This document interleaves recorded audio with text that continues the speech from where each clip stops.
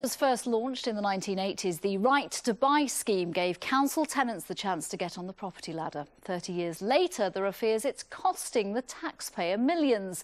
Figures have shown that in some boroughs, 50% of ex-council properties sold to tenants are now being rented out by their owners, sometimes to those on housing benefits. Ruth Banks has the details.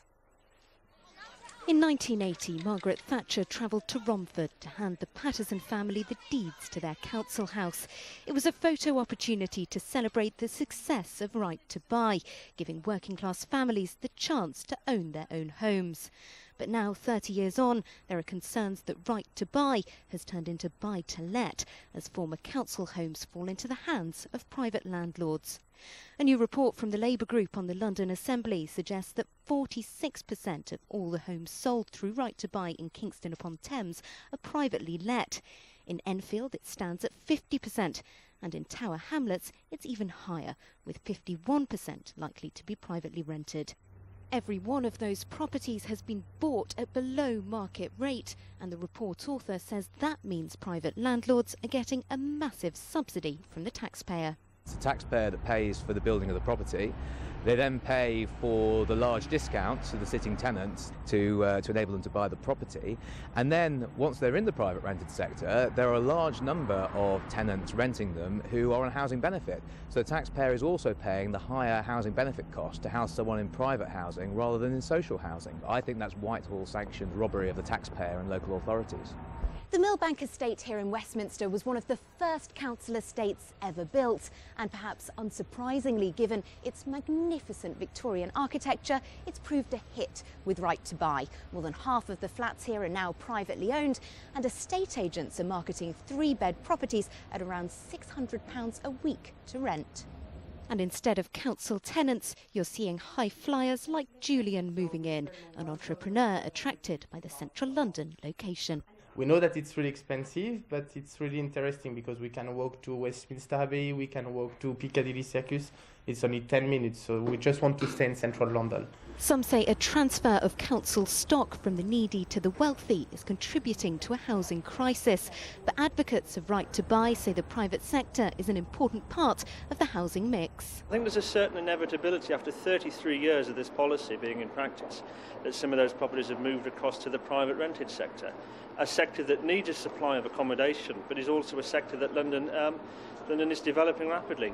30 years ago, Right to Buy transformed London's property market. Its effect is still being felt now as it enters its second generation. Ruth Banks, ITv News. I'm joined now by Dan Wilson-Craw from PricedOut, who campaigns for affordable housing, and the former estate agent and now property expert, Henry Pryor. Thank you both for coming in. Henry, if I can start with you. This scheme wasn't invented for this purpose, was it? It was to give people a chance, an opportunity to get on the property ladder themselves, not to make a fortune out of it. Well, it was never designed for people to be able to necessarily make money on, certainly, but it is part of the government's rack of initiatives to try and get people onto the housing ladder. Since 2012, the government's figures tell us that around 50,000 people have been helped by one of these schemes or another, 13,400 through Right to Buy. And as your package rightly said, some people will inevitably be moving on through their journey on the housing ladder, and some people will be letting them out. The important thing is that none of these have been taken out of occupation, and they are contributing something towards the capital's housing crisis. But it's a bizarre scenario, isn't it, to have a council property that then becomes a private property and is then rented back to the council, as we said, costing the taxpayer millions. It's not in the spirit of the Right to Buy scheme, is it? No, but I think that we can all honestly say that every political party of whatever colour has tried to solve the housing crisis. Right to Buy has not necessarily been the blanket solution that everybody perhaps has been looking for all these years. 33 years it's been in existence. Along with other initiatives, it's doing its part, it's playing its part in trying to deal with that. As I say, the most important thing is that it's helping some people to get accommodation in the rented sector if they're not able to buy. And that, I think, has to be applauded. Dan, it's helping some people. How do you respond to that? Well, I think it's ironic that a scheme designed to help owner occupation, home ownership, is now stopping people getting a home of their own because rents are now so high in the private sector. that's a result of councils not being able to build any more council houses to replace the ones that have been sold on.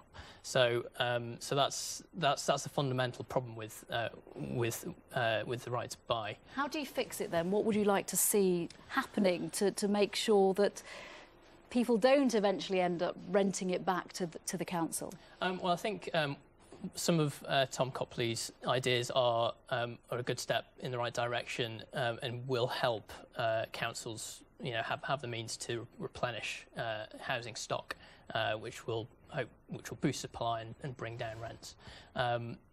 Another thing, I mean, if we've seen there's over 1 million families with children now in the private rented sector. So if that's not going to change anytime soon, then we need to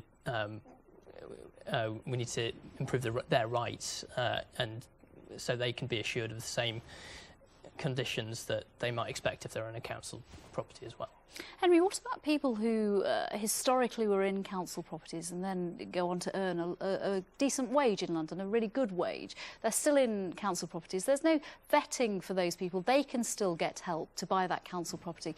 Is that fair? Is that right when we live in a capital with such a high housing shortage? Well, I'm neither the architect nor an apologist for this scheme. It exists, along with Help to Buy and last year's Funding for Lending, which was brought to an end in December.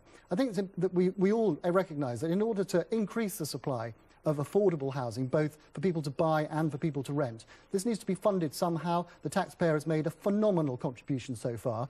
Right to Buy has brought in receipts of £219 billion. And when this scheme was announced by the coalition government and reawoken back in 2011, it was there on a promise of each sale was going to be replaced by a new build. That, I would agree, has not come forward nearly fast enough, and I'm sure that people in the various local authorities will be doing something to bring that forward. That's what we need. OK, lots to think about there. Henry Pryor and Dan Wilson-Craw, thank you very much for coming in to speak to me this evening. Thank you.